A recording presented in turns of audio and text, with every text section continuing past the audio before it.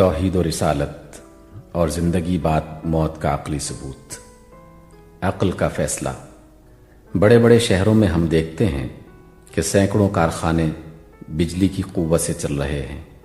ریلیں اور ٹرام گاڑیاں رواں دواں ہیں، شام کے وقت دفعتاً ہزاروں قمقمے روشن ہو جاتے ہیں، گرمی کے زمانے میں گھر گھر پنکھے چلتے ہیں، مگر ان واقعات سے نہ تو ہمارے اندر حیرت و استعجاب کی کوئی کیفیت پیدا ہوتی ہے، نہ ان چیزوں کے روشن یا متحرک ہونے کی علت میں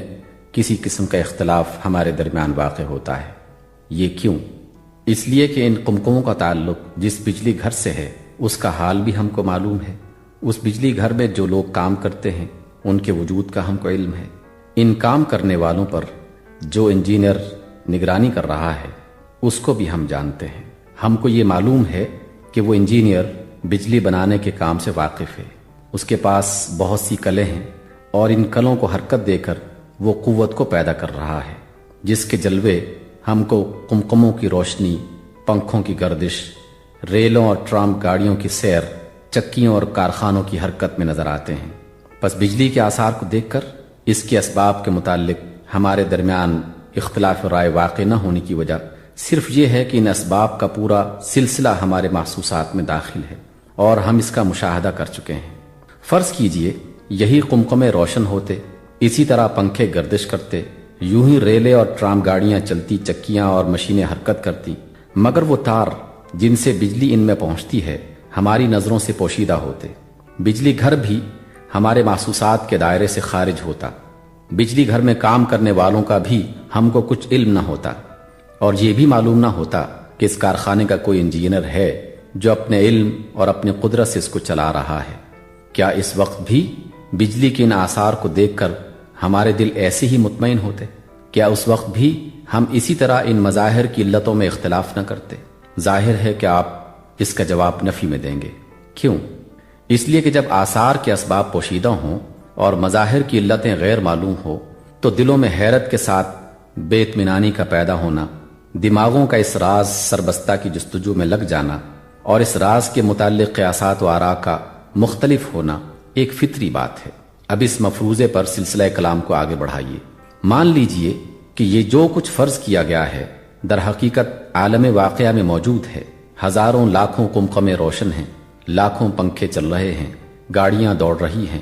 کارخانے حرکت کر رہے ہیں، اور ہمارے پاس یہ معلوم کرنے کا کوئی ذریعہ نہیں ہے کہ ان میں کون سی قوت کام کر رہی ہے اور کہاں سے آتی ہے۔ لوگ ان مظاہر و آثار کو دیکھ کر حیران و ششدر ہیں، ہر شخص ان کے اسباب کی جستجو میں عقل کے گھوڑے دوڑا رہا ہے۔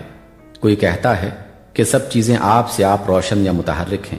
ان کے اپنے وجود سے خارج کی کوئی ایسی چیز نہیں ہے جو انہیں روشنی یا حرکت بخشنے والی ہو۔ کوئی کہتا ہے یہ چیزیں جن مادوں سے بنی ہوئی ہیں انہی کی ترکیب سے ان کے اندر روشنی اور حرکت کی کیفیتیں پیدا کر دی ہیں۔ کوئی کہتا ہے کہ اس عالم مادہ سے ماورا چند دیوتا ہیں جن میں سے کوئی قمقمے روشن کرتا ہے، کوئی ٹرام اور ریلیں چلاتا ہے، کوئی پنکھوں کو گردش دیتا ہے اور کوئی کارخانوں اور چکیوں کا محرک ہے۔ بعض لوگ ایسے ہیں جو سوچتے سوچتے تھک گئے ہیں اور آخر میں عاجز ہو کر کہنے لگے کہ یہ ہماری عقل اس طلسم کی تہ تک نہیں پہنچ سکتی، ہم صرف اتنا ہی جانتے ہیں جتنا دیکھتے ہیں اور محسوس کرتے ہیں، اس سے زیادہ کچھ ہماری سمجھ میں نہیں آتا، اور جو کچھ ہماری سمجھ میں نہ آئے اس کی نہ ہم تصدیق کر سکتے ہیں اور نہ تکذیب۔ یہ سب گروہ ایک دوسرے سے لڑ رہے ہیں، مگر اپنے خیال کی تائید اور دوسرے خیالات کی تکذیب کے لیے ان میں سے کسی کے پاس قیاس اور ظن و تخمین کے سوا کوئی ذریعہ علم نہیں ہے۔ اس دوران میں کہ یہ اختلاف برپا ہیں، ایک شخص آتا ہے اور کہتا ہے کہ بھائیو، میرے پاس علم کا ایک ایسا ذریعہ ہے جو تمہارے پاس نہیں ہے۔ اس ذریعے سے مجھے معلوم ہوا ہے کہ ان سب قمقموں، پنکھوں، گاڑیوں، کارخانوں اور چکیوں کا تعلق چند مخفی تاروں سے ہے جن کو ہم محسوس نہیں کرتے۔ ان تاروں میں ایک بہت بڑے بجلی گھر سے وہ قوت آتی ہے جس کا ظہور روشنی اور حرکت کی شکل میں ہوتا ہے۔ اس بجلی گھر میں بڑی بڑی عظیم الشان کلیں ہیں جنہیں بے شمار اشخاص چلا رہے ہیں۔ یہ سب اشخاص ایک بڑے انجینئر کے تابع ہیں، اور وہی انجینئر ہے جس کے علم اور قدرت نے اس پورے نظام کو قائم کیا ہے۔ اسی کی ہدایت اور نگرانی میں یہ سب کام ہو رہے ہیں۔ یہ شخص پوری قوت سے اپنے دعوے کو پیش کرتا ہے، لوگ اس کو جھٹلاتے ہیں، سب گروہ مل کر اس کی مخالفت کرتے ہیں، اس کو دیوانہ قرار دیتے ہیں، اس کو مارتے ہیں، تکلیفیں دیتے ہیں، گھر سے نکال دیتے ہیں، مگر وہ ان سب روحانی اور جسمانی مصیبتوں کے باوجود اپنے دعوے پر قائم رہتا ہے، کسی خوف یا لالچ سے اپنے قول میں ذرا بر ترمیم نہیں کرتا، کسی مصیبت سے اس کے دعوے میں کوئی کمزوری نہیں آتی، اس کی ہر بات سے ظاہر ہوتا ہے کہ اس کو اپنے قول کی صداقت پر کامل یقین ہے۔ اس کے بعد ایک دوسرا شخص آتا ہے اور وہ بھی بجن سے ہی یہی قول اسی دعوے کے ساتھ پیش کرتا ہے، پھر تیسرا، پھر چوتھا، پانچواں آتا ہے اور وہی بات کہتا ہے جو اس کے پیشروؤں نے کہی تھی۔ اس کے بعد آنے والوں کا ایک تانتا بن جاتا ہے، یہاں تک کہ ان کی تعداد سینکڑوں اور ہزاروں سے متجاوز ہو جاتی ہے، اور یہ سب اسی ایک قول کو اسی ایک دعوے کے ساتھ پیش کرتے ہیں۔ زمان و مکان اور حالات کے اختلافات کے باوجود ان کے قول میں کوئی اختلاف نہیں ہوتا، سب کہتے ہیں کہ ہمارے پاس علم کا ایک ایسا ذریعہ ہے جو عام لوگوں کے پاس نہیں ہے، سب کو دیوانہ قرار دیا جاتا ہے، ہر طرح کے ظلم و ستم کا نشانہ بنایا جاتا ہے، ہر طریقے سے انہیں مجبور کیا جاتا ہے کہ اپنے قول سے باز آ جائیں، مگر سب کے سب اپنی بات پر قائم رہتے ہیں، اور دنیا کی کوئی قوت ان کو اپنے مقام سے 1 انچ نہیں ہٹا سکتی۔ اس عزم و استقامت کے ساتھ ان لوگوں کی نمایاں خصوصیات یہ ہیں کہ ان میں سے کوئی جھوٹا، چور، خائن، بدکار، ظالم اور حرام خور نہیں ہے۔ ان کے دشمنوں اور مخالفوں کو بھی اس کا اعتراف ہے، ان سب کے اخلاق پاکیزہ ہیں، سیرتیں انتہا درجے کی نیک ہیں، اور حسن خلق میں یہ اپنے دوسرے ابنائے نو میں سے ممتاز ہیں۔ پھر ان کے اندر جنون کا بھی کوئی اثر نہیں پایا جاتا، بلکہ اس کے برعکس وہ تہذیب اخلاق، تزکیہ نفس اور دنیاوی معاملات کی اصلاح کے لیے ایسی تعلیمات پیش کرتے ہیں اور ایسے قوانین بناتے ہیں کہ جن کی مثل بنانا تو درکنار، بڑے بڑے علماء و عقلاء کو ان کی باریکیاں سمجھنے میں پوری عمریں صرف کر دینی پڑتی ہیں۔ ایک طرف وہ مختلف الخیال مکذبین ہیں اور دوسری طرف متحد الخیال مدعی، دونوں کا معاملہ عقل سلیم کی عدالت میں پیش ہوتا ہے۔ جج کی حیثیت سے عقل کا فرض ہے کہ پہلے اپنی پوزیشن کو خوب سمجھ لے، پھر فریقین کی پوزیشن کو سمجھے اور دونوں کا موازنہ کرنے کے بعد فیصلہ کرے کہ کس کی بات قابل ترجیح ہے۔ جج کی اپنی پوزیشن یہ ہے کہ خود اس کے پاس امر واقعی کو معلوم کرنے کا کوئی ذریعہ نہیں ہے، وہ خود حقیقت کا علم نہیں رکھتا، اس کے سامنے صرف فریقین کے بیانات، ان کے دلائل، ان کے ذاتی حالات اور خارجی آثار و قرائن ہیں، انہی پر تحقیق کی نظر ڈال کر اسے فیصلہ کرنا ہے کہ کس کا برحق ہونا اغلب ہے، مگر اغلبیت سے بڑھ کر وہ بھی کوئی حکم نہیں لگا سکتا، کیونکہ مثل پر جو کچھ مواد ہے اس کی بنا پر یہ کہنا اس کے لیے یہ مشکل ہے کہ امر واقعی کیا ہے۔ وہ فریقین میں سے ایک کو ترجیح دے سکتا ہے، لیکن قطعیت اور یقین کے ساتھ کسی کی تصدیق یا تکذیب نہیں کر سکتا۔ مکذبین کی پوزیشن یہ ہے، 1، حقیقت کے متعلق ان کے نظریے مختلف ہیں اور کسی ایک نقطے میں بھی ان کے درمیان اتفاق نہیں ہے، حتیٰ کہ ایک ہی گروہ کے افراد میں بسا اوقات اختلاف پایا گیا ہے۔ نمبر 2، وہ خود اقرار کرتے ہیں کہ ان کے پاس علم کا کوئی ایسا ذریعہ نہیں ہے جو دوسروں کے پاس نہ ہو، ان میں سے کوئی گروہ اس سے زیادہ کسی چیز کا مدعی نہیں ہے کہ ہمارے قیاسات دوسروں کے مقابلے میں زیادہ وزنی ہیں، مگر اپنے قیاسات کا قیاسات ہونا سب کو تسلیم ہے۔ نمبر 3، اپنے قیاسات پر ان کا اعتقاد، ایمان و یقین اور غیر متزلزل وثوق کی حد تک نہیں پہنچا ہے۔ ان میں کا ایک شخص کل تک جس نظریے کی پورے زور و شور کے ساتھ تائید کر رہا تھا، آج خود اس نے اپنے پچھلے نظریے کی تردید کر دی ہے اور ایک دوسرا نظریہ پیش کر دیا ہے۔ عمر، عقل، علم اور تجربے کی ترقی کے ساتھ ساتھ اکثر ان کے نظریات بدلتے رہتے ہیں۔ نمبر 4، مدعیوں کی تکذیب کے لیے ان کے پاس بجز اس کے اور کوئی دلیل نہیں ہے کہ انہوں نے اپنی صداقت کا کوئی یقینی ثبوت پیش نہیں کیا۔ انہوں نے وہ مخفی تار ہم کو نہیں دکھائے جن کے متعلق وہ کہتے ہیں کہ قمقموں اور پنکھوں وغیرہ کا تعلق انہی سے ہے، نہ انہوں نے بجلی کا وجود تجربہ اور مشاہدے سے ثابت کیا ہے، نہ بجلی گھر کی ہمیں سیر کرائی، نہ ان کی کلوں اور مشینوں کا معائنہ کروایا، نہ اس کے کارندوں میں سے کسی ایک سے ہماری ملاقات کروائی، نہ کبھی انجینئر سے ہم کو ملایا، پھر ہم یہ کیسے مان لیں کہ یہ سب کچھ حقائق ہیں؟ مدعیوں کی پوزیشن یہ ہے: نمبر 1، وہ سب آپس میں متفق القول ہیں، دعوے کی جتنے بنیادی نکات ہیں ان سب میں ان کے درمیان کامل اتفاق ہے۔ نمبر 2، ان سب کا متفقہ دعویٰ یہ ہے کہ ہمارے پاس علم کا ایک ایسا ذریعہ ہے جو عام لوگوں کے پاس نہیں ہے۔ نمبر 3، ان میں سے کسی نے یہ نہیں کہا کہ ہم اپنے قیاس یا گمان کی بنا پر ایسا کہتے ہیں، بلکہ سب نے بالاتفاق کہا ہے کہ انجینئر سے ہمارے خاص تعلقات ہیں، اس کے کارندے ہمارے پاس آتے ہیں، اس نے اپنے کارخانے کی سیر بھی ہم کو کروائی ہے، اور ہم جو کچھ کہتے ہیں علم و یقین کی بنا پر کہتے ہیں، ظن و تخمین کی بنا پر نہیں کہتے۔ نمبر 4، ان میں ایک مثال بھی ایسی نہیں ملتی کہ کسی نے اپنے بیان میں ذرا برابر بھی تغیر و تبدل کیا ہو۔ ایک ہی بات ہے جو ان میں کا ہر شخص دعوے کے آغاز سے زندگی کی آخری سانس تک کہتا رہا ہے۔ نمبر 5، ان کی سیرتیں انتہا درجہ کی پاکیزہ ہیں، جھوٹ، فریب، مکاری، دغابازی کا کہیں شائبہ تک نہیں ہے، اور کوئی وجہ نظر نہیں آتی کہ کچھ لوگ زندگی کے تمام معاملات میں سچے اور کھرے ہوں اور وہ خاص اسی معاملہ میں بالاتفاق کوئی جھوٹ بولیں۔ نمبر 6، اس کا بھی کوئی ثبوت نہیں ہے کہ یہ دعوے پیش کرنے سے ان کے پیش نظر کوئی ذاتی فائدہ تھا، برعکس اس کے یہ ثابت ہے کہ ان میں سے اکثر و بیشتر نے اس دعوے کی خاطر سخت مصائب برداشت کیے ہیں، جسمانی تکلیفیں سہیں، قید کیے گئے، مارے اور پیٹے گئے، جلا وطن کیے گئے، بعض قتل کر دیے گئے، حتیٰ کہ بعض کو آرے سے چیر ڈالا گیا، اور چند کے سوا کسی کو بھی خوشحالی اور فارغ البالی کی زندگی میسر نہ ہوئی۔ لہٰذا کسی ذاتی غرض کا الزام ان پر نہیں لگایا جا سکتا، بلکہ ان کا ایسے حالات میں اپنے دعوے پر قائم رہنا یہ ظاہر کرتا ہے کہ ان کو اپنی صداقت پر انتہا درجہ کا یقین تھا، ایسا یقین کہ اپنی جان بچانے کے لیے بھی ان میں سے کوئی اپنے دعوے سے باز نہیں آیا۔ نمبر 7، ان کے متعلق مجنون یا فاطر العقل ہونے کا بھی کوئی ثبوت نہیں ہے۔ زندگی کے تمام معاملات میں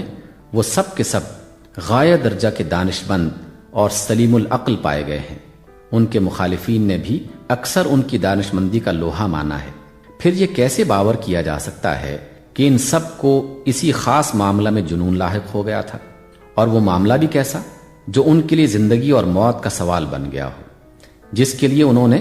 دنیا بھر کا مقابلہ کیا ہو، جس کی خاطر وہ سال ہا سال دنیا سے لڑتے رہے ہوں، جو ان کی ساری عاقلانہ تعلیمات کا، جن کے عاقلانہ ہونے کا بہت سے مکذبین کو بھی اعتراف ہے، اصل الاصول ہو۔ نمبر 8، انہوں نے خود بھی یہ نہیں کہا کہ ہم انجینئر یا اس کے کارندوں سے تمہاری ملاقات کروا سکتے ہیں، یا اس کا مخفی کارخانہ تمہیں دکھا سکتے ہیں، یا تجربہ اور مشاہدہ سے اپنے دعوے کو ثابت کر سکتے ہیں۔ وہ خود ان تمام امور کو غیب سے تعبیر کرتے ہیں اور کہتے ہیں کہ تم ہم پر اعتماد کرو اور جو کچھ ہم بتاتے ہیں اسے مان لو۔ فریقین کی پوزیشن اور ان کے بیانات پر غور کرنے کے بعد اب عقل کی عدالت اپنا فیصلہ صادر کرتی ہے۔ وہ کہتی ہے کہ چند مظاہر و آثار کو دیکھ کر ان کے باطنی اسباب و علل کی جستجو دونوں فریقوں نے کی ہے، اور ہر ایک نے اپنے اپنے نظریات پیش کیے ہیں۔ بادی النظر میں سب کے نظریات اس لحاظ سے یکساں ہیں کہ اولاً ان میں سے کسی میں استحالہ عقل نہیں ہے، یعنی قوانین عقلی کے لحاظ سے کسی نظریے کے متعلق یہ نہیں کہا جا سکتا کہ اس کا صحیح ہونا غیر ممکن ہے۔ ثانیاً ان میں سے کسی کی صحت تجربے یا مشاہدے سے ثابت نہیں کی جا سکتی۔ نہ فریق اول میں سے کوئی گروہ اپنے نظریات کا ایسا سائنٹیفک ثبوت دے سکتا ہے جو ہر شخص کو یقین کرنے پر مجبور کرے، اور نہ فریق ثانی اس پر قادر اور اس کا مدعی ہے۔ لیکن مزید غور و تحقیق کے بعد چند امور ایسے نظر آتے ہیں جن کی بنا پر تمام نظریات میں سے فریق ثانی کا نظریہ قابل ترجیح قرار پاتا ہے۔ اولاً کسی دوسرے نظریے کی تائید اتنے کثیر التعداد، عاقل، پاک سیرت، صادق القول آدمیوں نے متفق ہو کر اتنی قوت اور اتنے یقین و ایمان کے ساتھ نہیں کی ہے۔ ثانیاً ایسے پاکیزہ کریکٹر اور اتنے کثیر التعداد لوگوں کا مختلف زمانوں اور مختلف مقامات میں اس دعوے پر متفق ہو جانا کہ ان سب کے پاس ایک غیر معمولی ذریعہ علم ہے اور ان سب نے اس ذریعہ سے خارجی مظاہر کے باطنی اسباب کو معلوم کیا ہے، ہم کو اس دعوے کی تصدیق پر مائل کرتا ہے، خصوصاً اس وجہ سے کہ اپنی معلومات کے متعلق ان کے بیانات میں کوئی اختلاف نہیں ہے۔ جو معلومات انہوں نے بیان کی ہیں ان میں سے کوئی استحالہ عقلی بھی نہیں ہے، اور نہ ہی یہ بات قوانین عقلی کی بنا پر محال قرار دی جا سکتی ہیں کہ بعض انسانوں میں کچھ ایسی غیر معمولی قوتیں ہوں جو عام طور پر دوسرے انسانوں میں نہ پائی جاتی ہوں۔ ثالثاً، خارجی مظاہر کی حالت پر غور کرنے سے اغلب یہی معلوم ہوتا ہے کہ فریق ثانی کا نظریہ صحیح ہو، اس لیے کہ قمقمے، پنکھے، گاڑیاں، کارخانے وغیرہ نہ تو آپ سے آپ روشن اور متحرک ہیں، کیونکہ اگر ایسا ہوتا تو ان کا روشن اور متحرک ہونا ان کے اپنے اختیار میں ہوتا، حالانکہ ایسا نہیں ہے۔ نہ ان کی روشنی و حرکت ان کے مادہ جسمی کی ترکیب کا نتیجہ ہے، کیونکہ جب وہ متحرک اور روشن نہیں ہوتے اس وقت بھی یہی ترکیب جسمی موجود رہتی ہے۔ نہ ان کا الگ الگ قوتوں کے زیر اثر ہونا صحیح معلوم ہوتا ہے،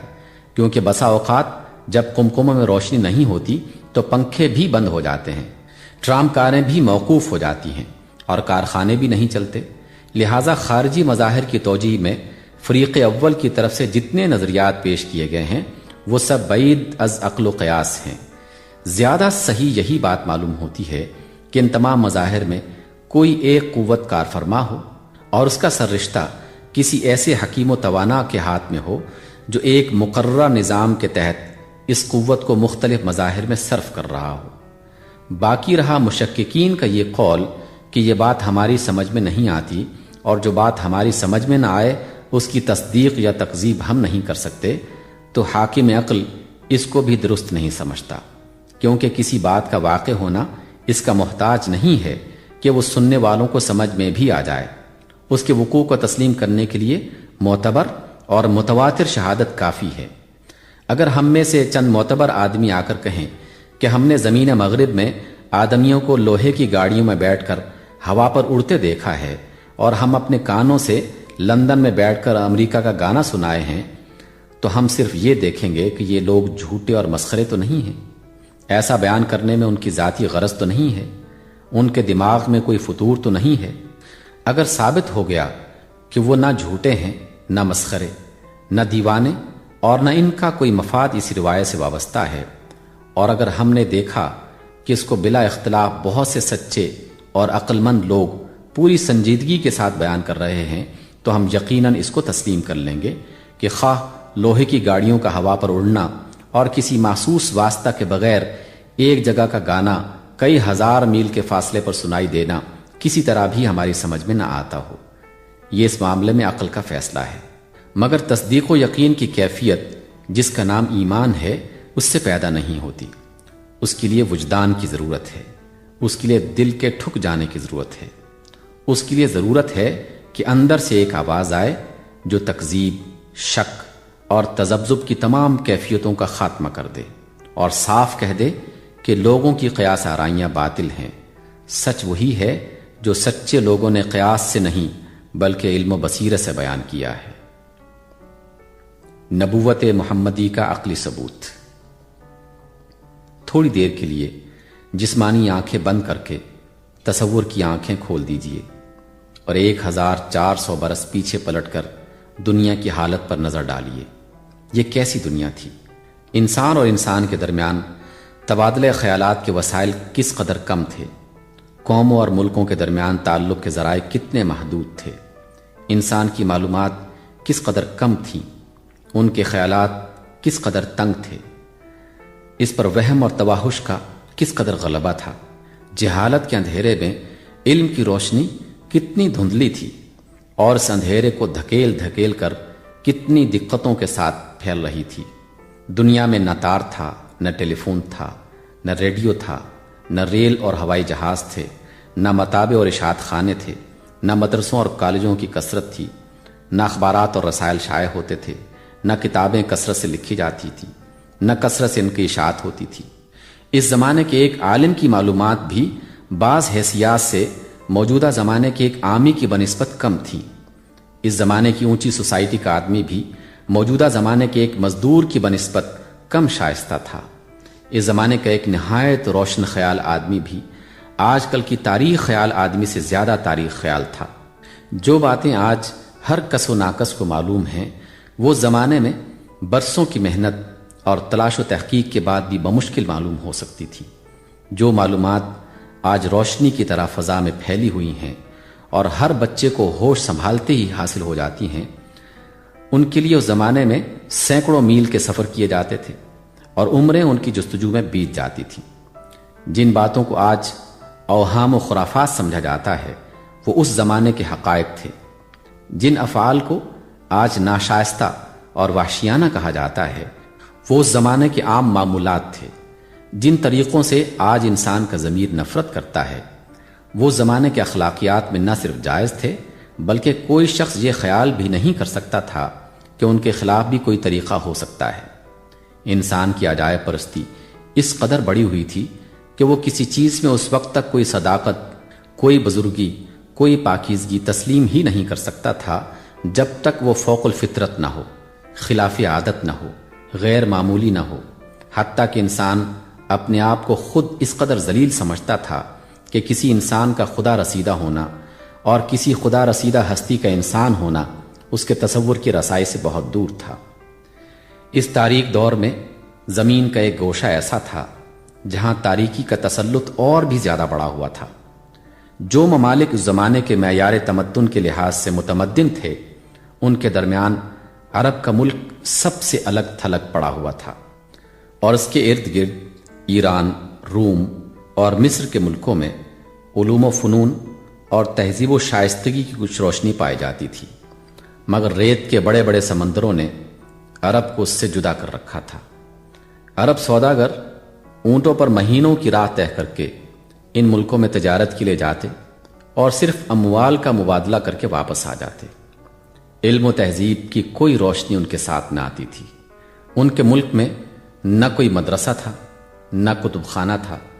نہ لوگوں میں تعلیم کا چرچا تھا، نہ علوم و فنون سے کوئی دلچسپی تھی۔ تمام ملک میں گنتی کے چند آدمی تھے جنہیں کچھ لکھنا پڑھنا آتا تھا، مگر وہ بھی اتنا نہیں کہ اس زمانے کے علوم و فنون سے آشنا ہوتے۔ ان کے پاس ایک اعلیٰ درجہ کی باقاعدہ زبان ضرور تھی جن میں بلند خیالات کو ادا کرنے کی غیر معمولی صلاحیت تھی۔ ان میں بہترین ادبی مذاق بھی موجود تھا، مگر ان کے لٹریچر کے جو کچھ باقیات ہم تک پہنچے ہیں ان کو دیکھنے سے معلوم ہوتا ہے کہ ان کی معلومات کس قدر محدود تھی، تہذیب و تمدن میں ان کا درجہ کس قدر پست تھا، ان پر اوہام کا کس قدر غلبہ تھا، ان کے خیالات اور ان کی عادات میں کتنی جہالت اور وحشت تھی، ان کے اخلاقی تصورات کتنے بھدے تھے۔ وہاں کوئی باقاعدہ حکومت نہ تھی، کوئی ضابطہ اور قانون نہ تھا، ہر قبیلہ اپنی جگہ خود مختار تھا اور صرف جنگل کے قانون کی پیروی کی جاتی تھی۔ جس کا جس پر بس چلتا اسے مار ڈالتا اور اس کے مال پر قابض ہو جاتا۔ یہ بات ایک عرب بدوی کے فہم سے بالاتر تھی کہ جو شخص اس کے قبیلے کا نہیں وہ اسے کیوں نہ مار ڈالے اور اس کے مال پر کیوں نہ متصرف ہو جائے۔ اخلاق اور تہذیب و شائستگی کے جو کچھ بھی تصورات ان لوگوں میں تھے وہ نہایت ادنا اور سخت ناتراشیدہ تھے۔ پاک اور ناپاک، جائز اور ناجائز، شائستہ اور ناشائستہ کی تمیز سے وہ تقریباً ناآشنا تھے۔ ان کی زندگی نہایت گندی تھی، ان کے طریقے وحشیانہ تھے۔ زنا، جوا، شراب، چوری، رہزنی اور قتل و خون ریزی ان کی زندگی کے معمولات تھے۔ وہ ایک دوسرے کے سامنے بے تکلف برہنہ ہو جاتے۔ ان کی عورتیں تک ننگی ہو کر کعبہ کا طواف کرتی تھیں۔ وہ اپنی لڑکیوں کو اپنے ہاتھ سے زندہ دفن کر دیتے تھے، محض اس جاہلانہ خیال کی بنا پر کہ کوئی ان کا داماد نہ بنے۔ وہ اپنے باپوں کے مرنے کے بعد اپنی سوتیلی ماؤں سے نکاح کر لیتے۔ انہیں کھانے اور لباس اور طہارت کے معمولی آداب تک معلوم نہ تھے۔ مذہب کے باب میں وہ ان تمام جہالتوں اور ضلالتوں کے حصے دار تھے جس میں اس زمانے کی تمام دنیا مبتلا تھی۔ بت پرستی، ارواح پرستی، کواکب پرستی، غرض ایک خدا کی پرستش کے سوا اس وقت دنیا میں جتنی پرستیاں پائی جاتی تھیں وہ سب ان میں رائج تھیں۔ انبیاء قدیم اور ان کی تعلیمات کے متعلق کوئی صحیح علم ان کے پاس نہ تھا۔ وہ اتنا ضرور جانتے تھے کہ ابراہیم علیہ السلام اور اسماعیل علیہ السلام ان کے باپ ہیں، مگر یہ نہ جانتے تھے کہ ان دونوں باپ بیٹوں کا دین کیا تھا، وہ کس کی عبادت کرتے تھے۔ عاد اور سمود کے قصے بھی ان میں مشہور تھے، مگر ان کی جو روایتیں عرب کے مورخین نے نقل کی ہیں ان کو پڑھ جائیے، کہیں آپ کو صالح علیہ السلام اور ہود علیہ السلام کی تعلیمات کا نشان تک نہ ملے گا۔ ان کو یہودیوں اور عیسائیوں کے واسطے سے انبیاء بنی اسرائیل کی کہانیاں بھی پہنچی تھیں، مگر وہ جیسی کچھ تھیں ان کا اندازہ کرنے کے لیے صرف ایک نظر ان اسرائیلی روایات پر ڈال لینا کافی ہے جو مفسرین اسلام نے نقل کی ہیں۔ آپ کو معلوم ہو جائے گا کہ اہل عرب اور خود بنی اسرائیل جن انبیاء سے واقف تھے وہ کیسے انسان تھے، اور نبوت کے متعلق ان لوگوں کا تصور کس قدر گھٹیا درجے کا تھا۔ ایسے زمانے میں، ایسے ملک میں ایک شخص پیدا ہوتا ہے، بچپن ہی میں ماں باپ اور دادا کا سایہ اس کے سر سے اٹھ جاتا ہے، اس لیے اس گئی گزری حالت میں ایک عرب بچے کو جو تھوڑی بہت تربیت مل سکتی تھی وہ بھی اس کو نہیں ملتی۔ ہوش سنبھالتا ہے تو بدوی لڑکوں کے ساتھ بکریاں چرانے لگتا ہے، جوان ہوتا ہے تو سوداگری میں لگ جاتا ہے، اٹھنا بیٹھنا ملنا جلنا سب کچھ انہی عربوں کے ساتھ ہے جن کا حال آپ نے دیکھ لیا۔ تعلیم کا نام تک نہیں، حتیٰ کہ پڑھنا لکھنا تک نہیں آتا۔ کسی عالم کی صحبت میسر نہ ہوئی کہ عالم کا وجود اس وقت تمام عرب میں کہیں تھا ہی نہیں۔ چند مرتبہ اسے عرب سے باہر قدم نکالنے کا اتفاق ضرور ہوا، مگر یہ سفر صرف شام کے علاقے تک تھا،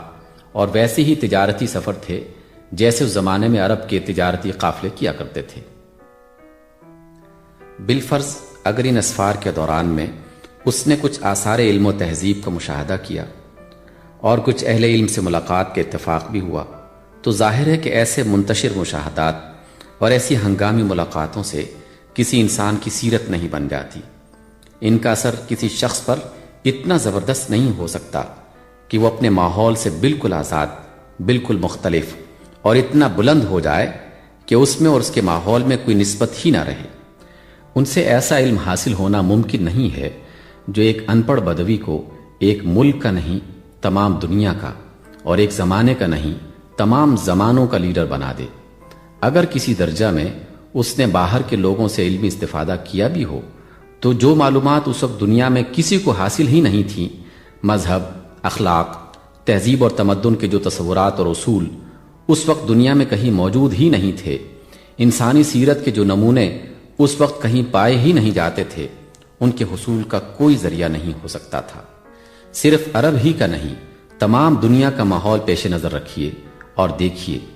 یہ شخص جن لوگوں میں پیدا ہوا، جن میں بچپن گزرا، جن کے ساتھ پل کر جوان ہوا، جن سے اس کا میل جول رہا، جن سے اس کے معاملات رہے، ابتدا ہی سے عادات میں، اخلاق میں وہ ان سب سے مختلف نظر آتا ہے۔ وہ کبھی جھوٹ نہیں بولتا، اس کی صداقت پر اس کی ساری قوم گواہی دیتی ہے۔ اس کے کسی بدترین دشمن نے بھی کبھی اس پر الزام نہیں لگایا کہ اس نے فلاں موقع پر جھوٹ بولا تھا۔ وہ کسی سے بد کلامی نہیں کرتا، کسی نے اس کی زبان سے کبھی گالی یا کوئی فحش بات نہیں سنی۔ وہ لوگوں سے ہر قسم کے معاملات کرتا ہے، مگر کبھی کسی سے تلخ کلامی اور تو میں کی نوبت ہی نہیں آتی۔ اس کی زبان میں سختی کے بجائے شیرینی ہے، اور وہ بھی ایسی کہ جو اس سے ملتا ہے گرویدہ ہو جاتا ہے۔ وہ کسی سے بد معاملگی نہیں کرتا، کسی کی حق تلفی نہیں کرتا، برسوں سوداگری کا پیشہ کرنے کے باوجود کسی کا ایک پیسہ بھی ناجائز طریقے سے نہیں لیتا۔ جن لوگوں سے اس کے معاملات پیش آتے ہیں وہ سب اس کی ایمانداری پر کامل بھروسہ رکھتے ہیں۔ ساری قوم اس کو امین کہتی ہے۔ دشمن تک اس کے پاس اپنے قیمتی مال رکھواتے ہیں، وہ ان کی بھی حفاظت کرتا ہے۔ بے حیا لوگوں کے درمیان وہ ایسا حیادار ہے کہ ہوش سنبھالنے کے بعد کسی نے اس کو برہنہ نہیں دیکھا۔ بد اخلاقوں کے درمیان وہ ایسا پاکیزہ اخلاق والا ہے کہ کبھی کسی بدکاری میں مبتلا نہیں ہوتا، شراب اور جوئے کو ہاتھ نہیں لگاتا۔ ناشائستہ لوگوں کے درمیان وہ ایسا شائستہ ہے کہ ہر بدتمیزی اور گندگی سے نفرت کرتا ہے، اور اس کے ہر کام میں ستھرائی اور پاکیزگی پائی جاتی ہے۔ سنگ دلوں کے درمیان وہ ایسا نرم دل ہے کہ ہر ایک کے دکھ درد میں شریک ہوتا ہے، یتیموں اور بیواؤں کی مدد کرتا ہے، مسافروں کی میزبانی کرتا ہے، کسی کو اس سے دکھ نہیں پہنچتا، وہ دوسروں کی خاطر دکھ اٹھاتا ہے۔ وحشیوں کے درمیان وہ ایسا صلح پسند ہے کہ اپنی قوم میں فساد اور خون ریزی کی گرم بازاری دیکھ کر اس کو اذیت ہوتی ہے۔ وہ اپنے قبیلے کی لڑائیوں سے دامن بچاتا ہے اور مصالحت کی کوشش میں پیش رہتا ہے۔ بت پرستوں کے درمیان وہ ایسا سلیم الفطرت اور صحیح العقل ہے کہ زمین و آسمان میں کوئی چیز اسے پوجنے کے لائق نظر نہیں آتی، کسی مخلوق کے آگے اس کا سر نہیں جھکتا، بتوں کے چڑھاوے کا کھانا بھی وہ قبول نہیں کرتا، اس کا دل خود بخود شرک اور مخلوق پرستی سے نفرت کرتا ہے۔ اس ماحول میں یہ شخص ایسا ممتاز نظر آتا ہے جیسے گھٹا ٹوپ اندھیرے میں ایک شمع روشن ہے یا پتھروں کے ڈھیر میں ایک ہیرا چمک رہا ہے۔ تقریباً 40 برس تک ایسی پاک صاف شریفانہ زندگی بسر کرنے کے بعد اس کی زندگی میں ایک انقلاب شروع ہوتا ہے۔ وہ اس تاریکی سے گھبرا اٹھتا ہے جو اس کو ہر طرف سے محیط نظر آتی ہے۔ وہ جہالت، بد اخلاقی، بد کرداری، بد نظمی، شرک اور بت پرستی کے اس ہولناک سمندر سے نکل جانا چاہتا ہے جو اس کو گھیرے ہوئے تھا۔ اس ماحول میں کوئی چیز بھی اس کو اپنی طبیعت کے مناسب نظر نہیں آتی۔ وہ سب سے الگ ہو کر آبادی سے دور پہاڑوں کی صحبت میں جا بیٹھنے لگتا ہے، تنہائی اور سکون کے عالم میں کئی دن گزارتا ہے، روزے رکھ کر اپنی روح اور اپنے دل و دماغ کو اور زیادہ پاک صاف کرتا ہے، سوچتا ہے، غور و فکر کرتا ہے، کوئی ایسی روشنی ڈھونڈتا ہے جس سے وہ اس چاروں طرف چھائی ہوئی تاریکی کو دور کر دے، ایسی طاقت حاصل کرنا چاہتا ہے جس سے اس بگڑی ہوئی دنیا کو توڑ پھوڑ کر پھر سے سنوار دے۔ یکایک اس کی حالت میں ایک عظیم الشان تغیر رونما ہوتا ہے، ایک دم سے اس کے دل میں وہ روشنی آ جاتی ہے جو پہلے اس میں نہ تھی، اچانک اس کے اندر وہ طاقت بھر جاتی ہے جس سے وہ اس وقت تک خالی تھا۔ وہ غار کی تنہائی سے نکل آتا ہے، اپنی قوم کے پاس آتا ہے، اس سے کہتا ہے کہ یہ بت جن کے آگے تم جھکتے ہو یہ سب بے حقیقت چیزیں ہیں، انہیں چھوڑ دو۔ کوئی انسان، کوئی درخت، کوئی پتھر، کوئی روح، کوئی سیارہ اس قابل نہیں کہ تم اس کے آگے سر جھکاؤ، اس کی بندگی و عبادت کرو اور اس کی فرما برداری اور اطاعت کرو۔ یہ زمین، یہ چاند، یہ سورج، یہ ستارے، یہ زمین اور آسمان کی ساری چیزیں ایک خدا کی مخلوق ہیں، وہی تمہارا اور ان سب کا پیدا کرنے والا ہے، اسی کی بندگی کرو، اسی کا حکم مانو اور اسی کے آگے سر جھکاؤ۔ یہ چوری، یہ لوٹ مار، یہ قتل و غارت، یہ ظلم و ستم، یہ بدکاریاں جو تم کرتے ہو سب گناہ ہیں، انہیں چھوڑ دو، خدا انہیں پسند نہیں کرتا۔ سچ بولو، انصاف کرو، نہ کسی کی جان لو، نہ کسی کا مال چھینو، جو کچھ لو حق کے ساتھ لو اور جو کچھ دو حق کے ساتھ دو۔ تم سب انسان ہو اور انسان سب برابر ہیں، نہ کوئی ذلت کا داغ لے کر پیدا ہوا اور نہ کوئی عزت کا تمغہ لے کر دنیا میں آیا۔ بزرگی اور شرف نسل اور نسب میں نہیں، صرف خدا پرستی اور نیکی اور پاکیزگی میں ہے۔ جو خدا سے ڈرتا ہے اور نیک اور پاک ہے وہی اعلیٰ درجہ کا انسان ہے، اور جو ایسا نہیں وہ کچھ نہیں۔ مرنے کے بعد تم سب کو اپنے خدا کے پاس حاضر ہونا ہے۔ تم میں سے ہر شخص اپنے اعمال کے لیے خدا کے سامنے جواب دہ ہے، اس خدا کے سامنے جو سب کچھ دیکھتا جانتا ہے۔ تم کوئی چیز اس سے نہیں چھپا سکتے۔ تمہاری زندگی کا کارنامہ اس کے سامنے بے کم و کاست پیش ہوگا، وہ اسی کارنامے کے لحاظ سے وہ تمہارے انجام کا فیصلہ کرے گا۔ اس عادل حقیقی کے ہاں نہ کوئی سفارش کام آئے گی، نہ رشوت چلے گی، نہ کسی کا نسب پوچھا جائے گا، وہاں صرف ایمان اور نیک عمل کی پوچھ ہوگی۔ جس کے پاس یہ سامان ہوگا وہ جنت میں جائے گا، اور جس کے پاس ان میں سے کچھ بھی نہ ہوگا وہ نامراد اور دوزخ میں ڈالا جائے گا۔ یہ تھا وہ پیغام جسے لے کر وہ غار سے نکلا۔ جاہل قوم اس کی دشمن ہو جاتی ہے، گالیاں دیتی ہے، پتھر مارتی ہے، ایک دن 2 دن نہیں، اکٹھے 13 برس تک اس پر سخت سے سخت ظلم توڑتی ہے، یہاں تک کہ اسے وطن سے نکال باہر کرتی ہے۔ پھر نکالنے پر بھی دم نہیں لیتی، جہاں وہ جا کر پناہ لیتا ہے وہاں بھی اسے ہر طرح ستاتی ہے، تمام عرب کو اس کے خلاف ابھار دیتی ہے، اور کامل 8 برس اس کے خلاف برسر پیکار رہتی ہے۔ وہ ان سب تکلیفوں کو سہتا ہے مگر اپنی بات سے نہیں ٹلتا۔ یہ قوم اس کی دشمن کیوں ہوئی؟ کیا زر اور زمین کا کوئی جھگڑا تھا؟ کیا خون کا کوئی دعوت تھا؟ کیا وہ ان سے دنیا کی کوئی چیز مانگ رہا تھا؟ نہیں، ساری دشمنی صرف اسی بات پر تھی کہ وہ ایک خدا کی بندگی اور پرہیزگاری اور نیکوکاری کی تعلیم کیوں دیتا ہے، بت پرستی اور شرک اور بدعملی کے خلاف تبلیغ کیوں کرتا ہے، پجاریوں اور پروہتوں کی پیشوائی پر کیوں ضرب لگاتا ہے، سرداروں کی سرداری کا طلسم کیوں توڑتا ہے، انسان اور انسان کے درمیان سے اونچ نیچ کا فرق کیوں مٹانا چاہتا ہے،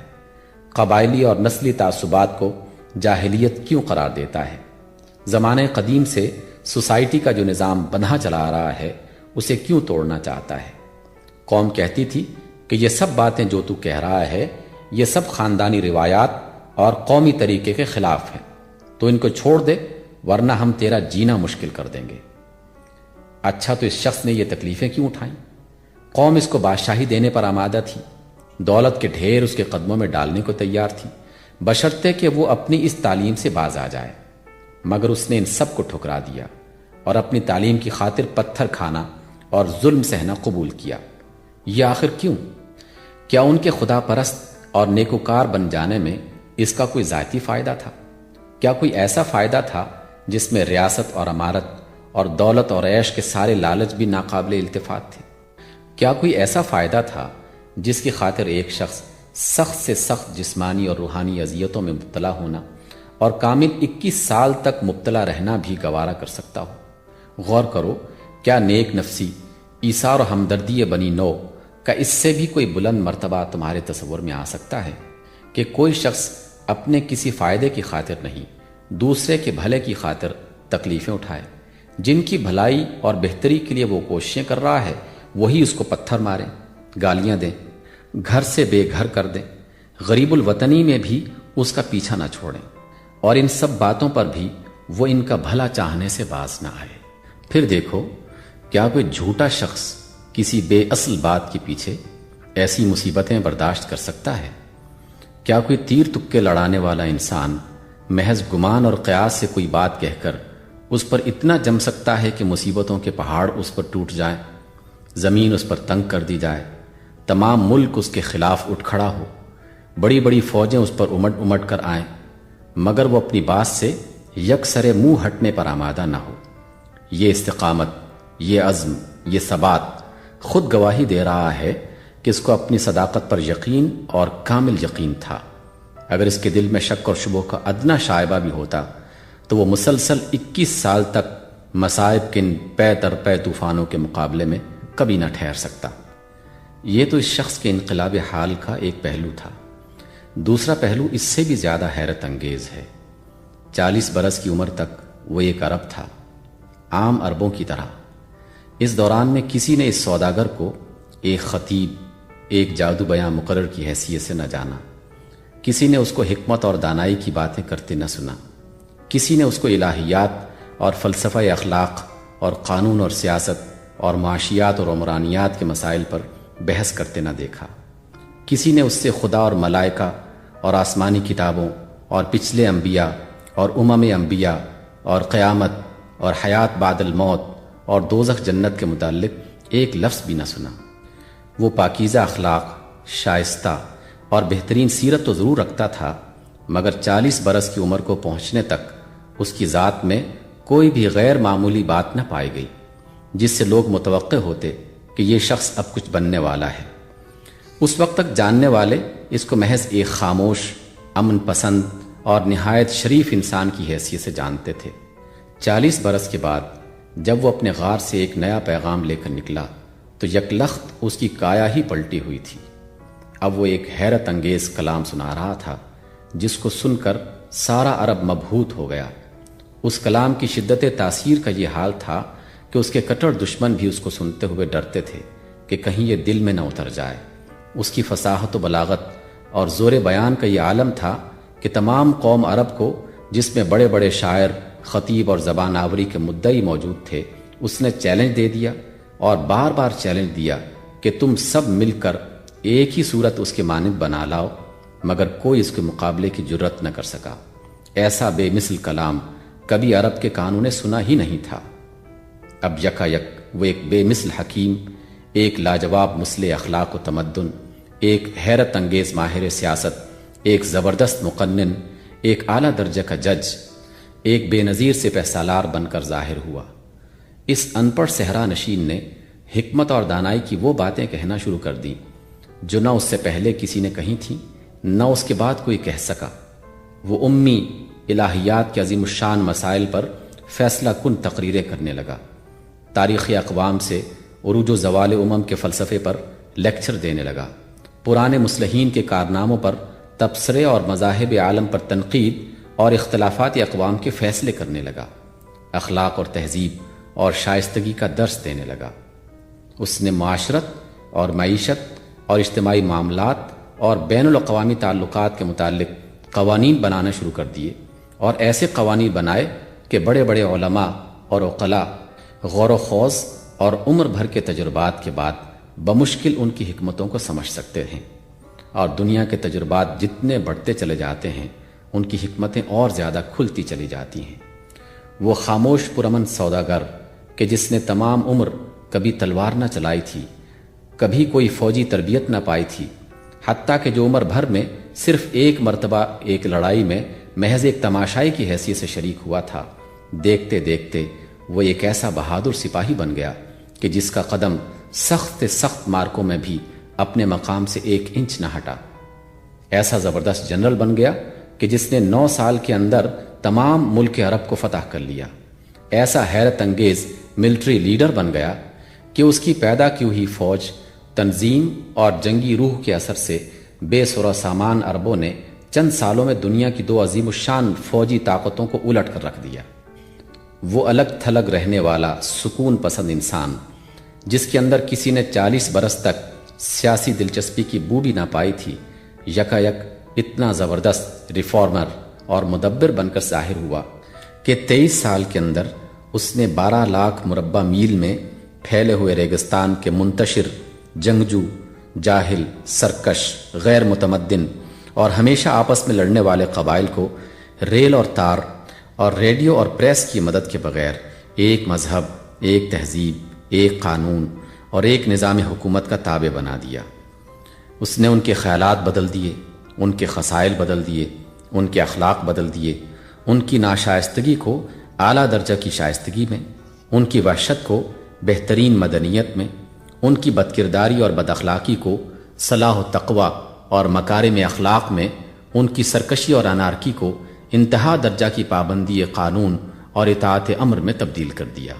اس بانج قوم کو جس کی گود میں صدیوں سے کوئی ایک بھی قابل ذکر انسان پیدا نہ ہوا تھا،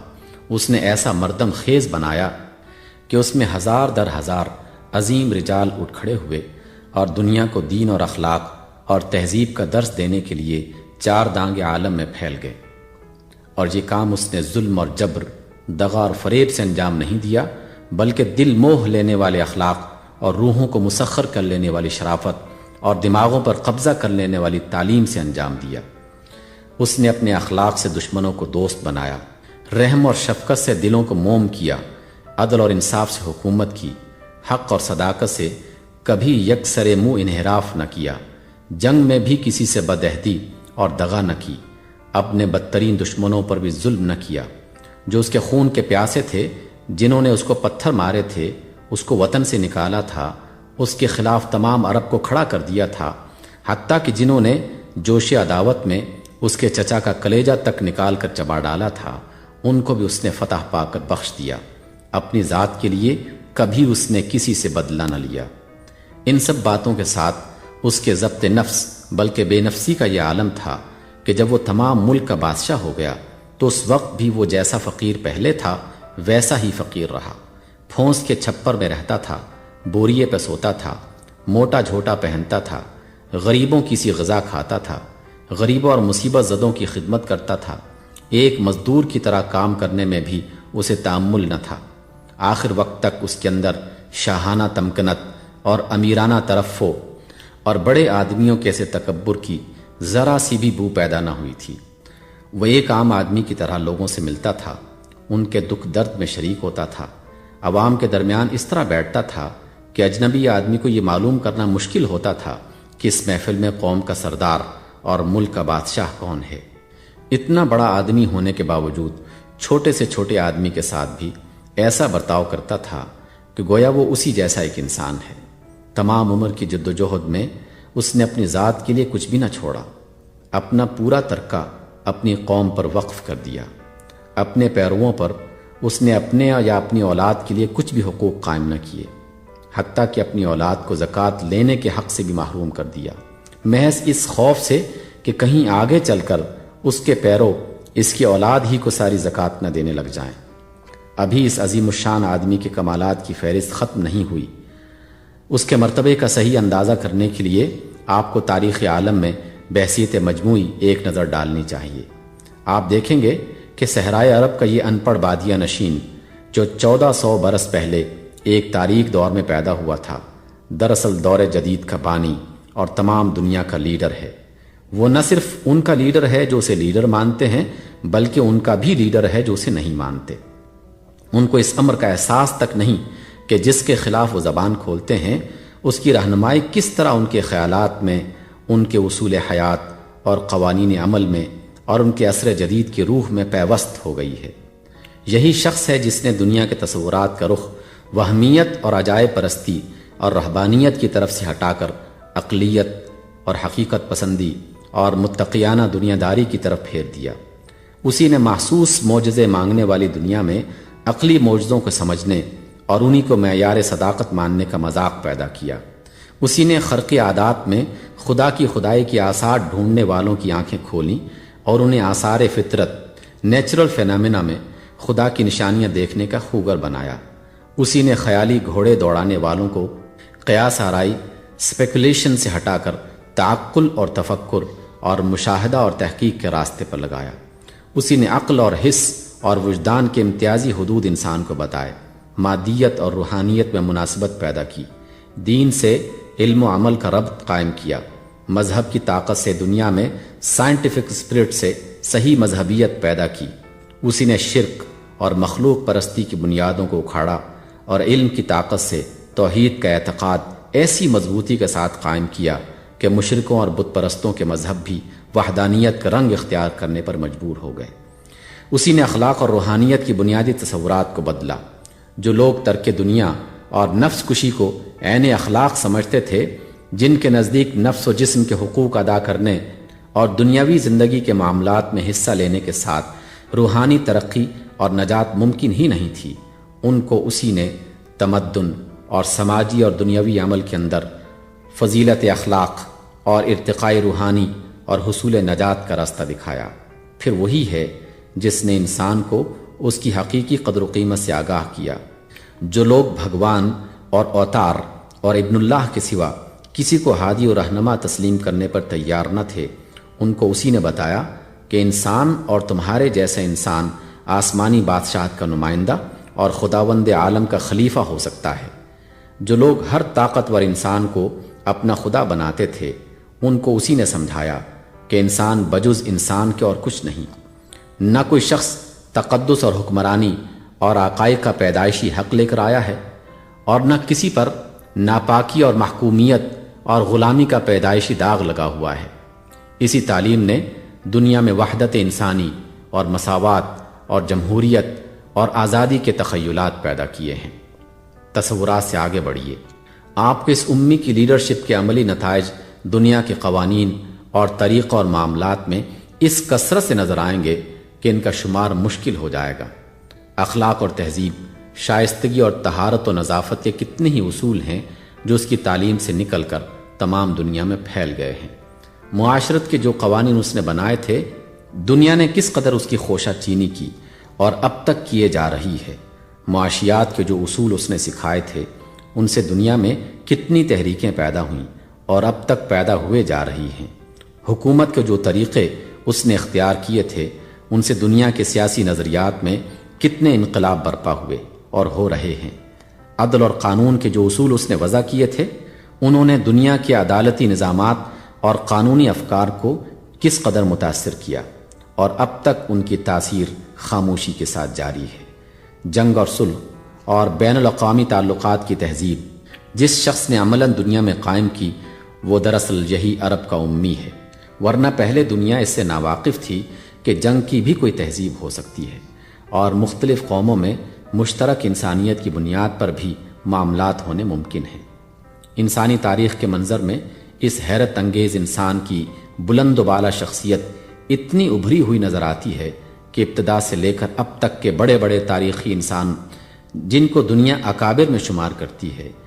جب اس کے مقابلے میں لائے جاتے ہیں تو اس کے آگے بونے نظر آتے ہیں۔ دنیا کے اکابر میں سے کوئی بھی ایسا نہیں ہے جس کے کمال کی چمک دمک انسانی زندگی کے ایک دو شعبوں سے آگے بڑھ سکی ہو۔ کوئی نظریات کا بادشاہ ہے مگر عملی قوت نہیں رکھتا، کوئی عمل کا پتلا ہے مگر فکر میں کمزور ہے، کسی کے کمالات سیاسی تدبیر تک محدود ہیں، کوئی محض فوجی ذہانت کا مظہر ہے، کسی کی نظر اجتماعی زندگی کے ایک پہلو پر اتنی زیادہ گہری ہے کہ دوسرے پہلو اوجھل ہو گئے ہیں، کسی نے اخلاق اور روحانیت کو لیا تو معیشت و سیاست کو بھلا دیا، کسی نے معیشت و سیاست کو لیا تو اخلاق و روحانیت کو نظر انداز کر دیا۔ غرض تاریخ میں ہر طرف یک رخ ہیرو ہی نظر آتے ہیں، مگر تنہا یہی ایک شخصیت ہے کہ جس میں تمام کمالات جمع ہیں۔ وہ خود ہی فلسفی اور حکیم بھی ہے اور خود ہی اپنے فلسفے کو عملی زندگی میں نافذ کرنے والا بھی۔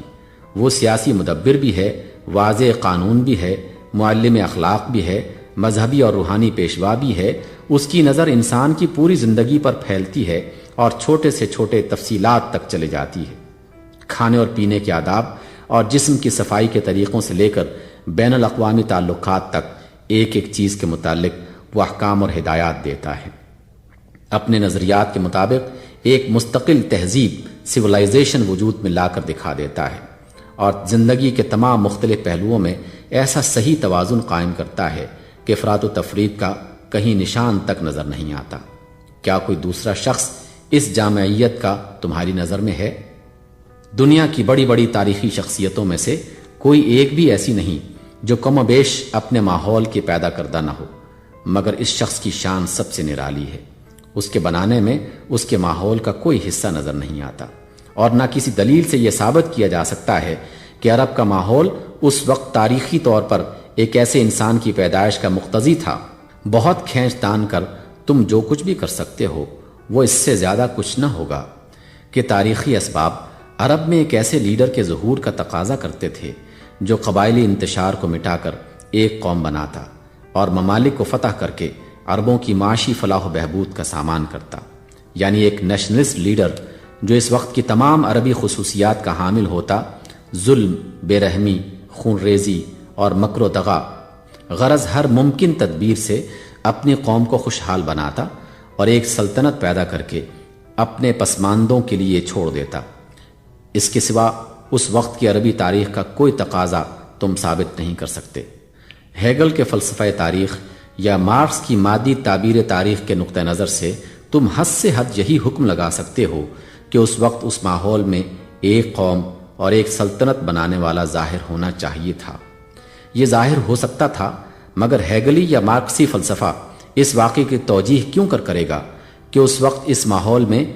ایسا شخص پیدا ہوا جو بہترین اخلاق سکھانے والا،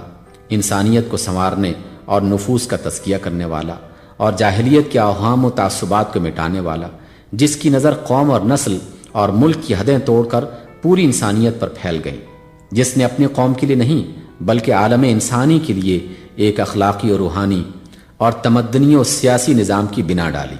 جس نے معاشی معاملات اور سیاست و تمدن اور بین الاقوامی تعلقات کو عالم خیال میں نہیں بلکہ عالم واقع میں اخلاقی بنیادوں پر قائم کر کے دکھایا، اور روحانیت و مادیت کی ایسی معتدل اور متوازن آمیزش کی جو آج بھی حکمت و دانائی کا ویسا ہی شاہکار ہے جیسے اس وقت تھا۔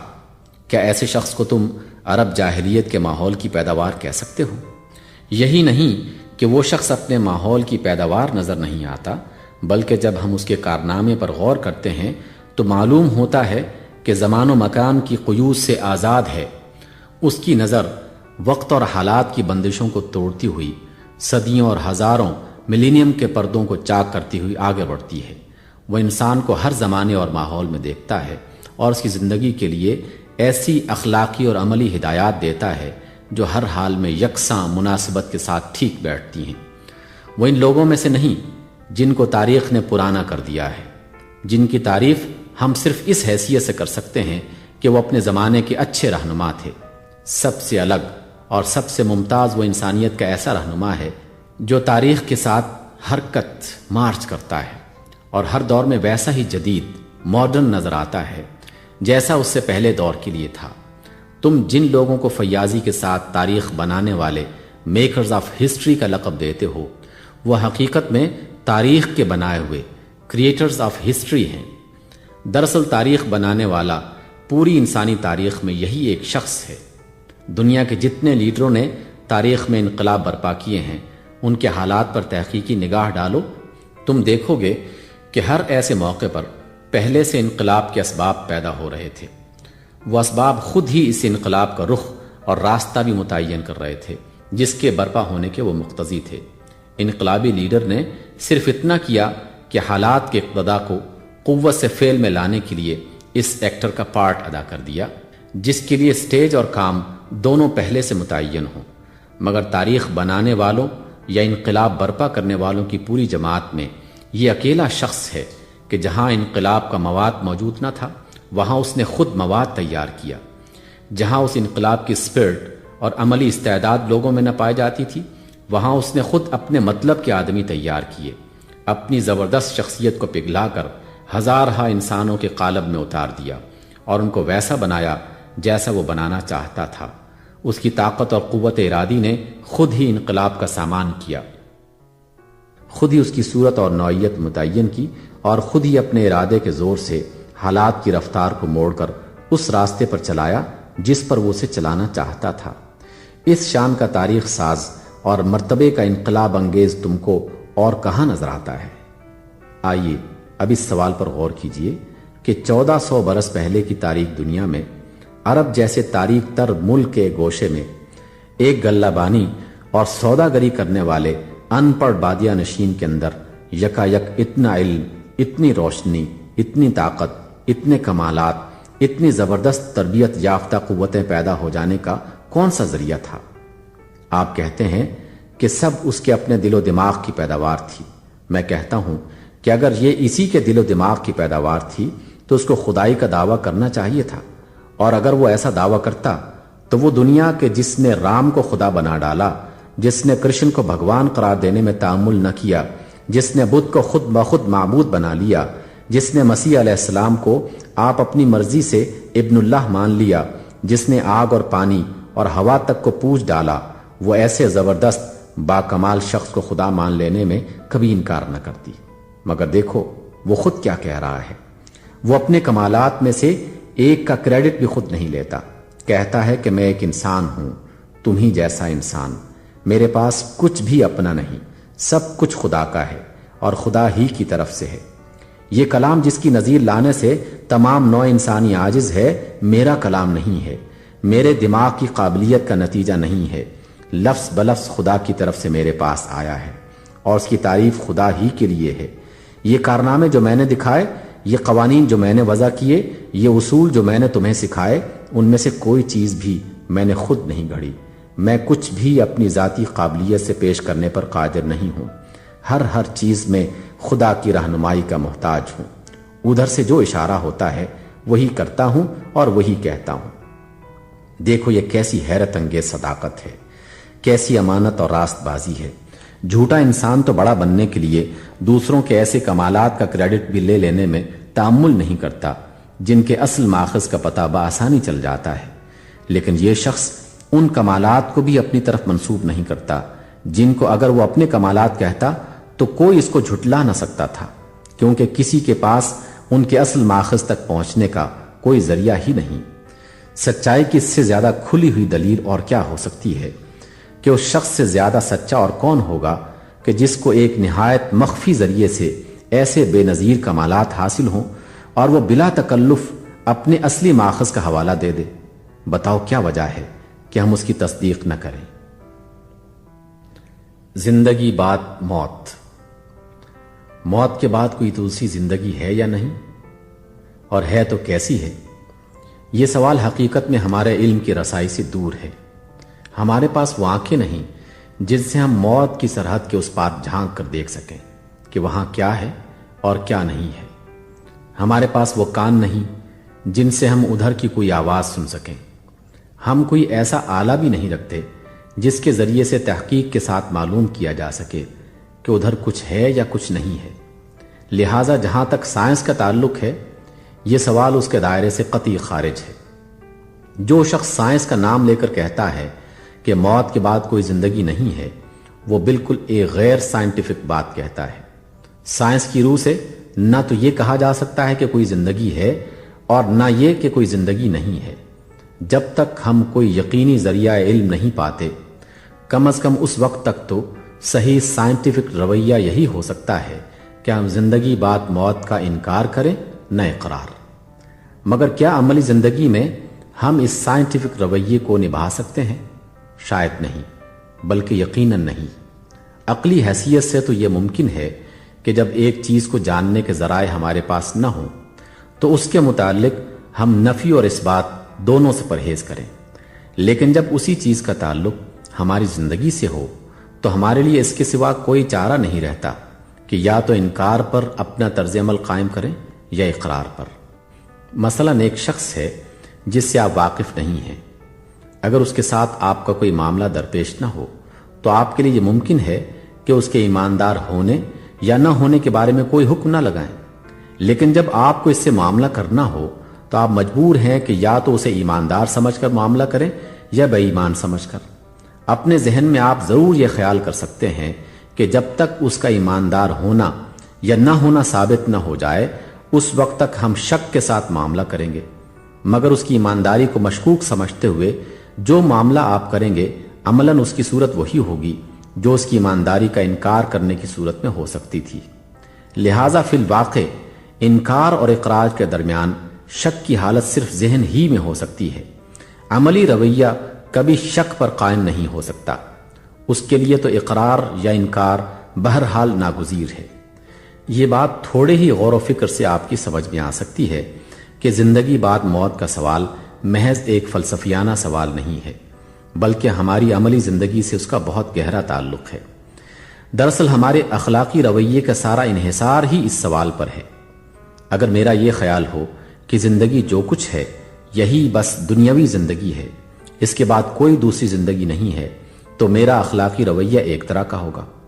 اور اگر میں یہ خیال کرتا ہوں کہ اس کے بعد ایک دوسری زندگی بھی ہے جس میں مجھے اپنے موجودہ زندگی کا حساب دینا ہوگا اور وہاں میرا اچھا یا برا انجام میرے یہاں کے اعمال پر منحصر ہوگا، تو یقیناً میرا اخلاقی طرز عمل بالکل ایک دوسری ہی طرح کا ہوگا. اس کی مثال یوں سمجھیے جیسے ایک شخص یہ سمجھتے ہوئے سفر کر رہا ہو کہ اسے بس یہاں سے کراچی تک جانا ہے اور کراچی پہنچ کر نہ صرف یہ کہ اس کا سفر ہمیشہ کے لیے ختم ہو جائے گا بلکہ وہ وہاں پولیس اور عدالت اور ہر اس طاقت کی دسترس سے باہر ہوگا جو اس سے کسی قسم کی باز پرس کر سکتی ہو. اور اس کے برعکس ایک دوسرا شخص یہ سمجھتا ہے کہ یہاں سے کراچی تک تو اس کے سفر کی صرف ایک ہی منزل ہے، اس کے بعد اسے سمندر پار ایک ایسے ملک میں جانا ہوگا جہاں کا فرما روا وہی ہے جو پاکستان کا فرما روا ہے، اور اس کے دفتر میں میرے اس پورے کارنامے کا خفیہ ریکارڈ بھی موجود ہے جو میں نے پاکستان کے اس حصے میں انجام دیا ہے، اور وہاں میرے ریکارڈ کا جانچ کر فیصلہ کیا جائے گا کہ میں اپنے کام کے لحاظ سے کس درجے کا مستحق ہوں. آپ بآسانی اندازہ کر سکتے ہیں کہ ان دونوں شخصوں کا طرز عمل کس قدر ایک دوسرے سے مختلف ہوگا. پہلا شخص یہاں سے کراچی تک کے سفر کی تیاری کرے گا اور دوسرے کی تیاری بعد کی طویل منزلوں کے لیے بھی ہوگی. پہلا شخص یہ سمجھے گا کہ نفع یا نقصان جو کچھ بھی ہے کراچی پہنچنے تک ہے، آگے کچھ نہیں، اور دوسرا یہ خیال کرے گا کہ اصل نفع و نقصان سفر کے پہلے مرحلے میں نہیں بلکہ آخری مرحلے میں ہے.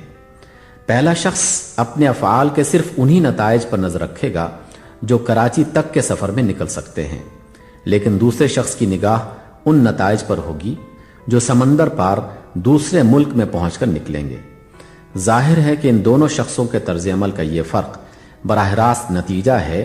ان کی اس رائے کا جو اپنے سفر کی نوعیت کے متعلق رکھتے ہیں.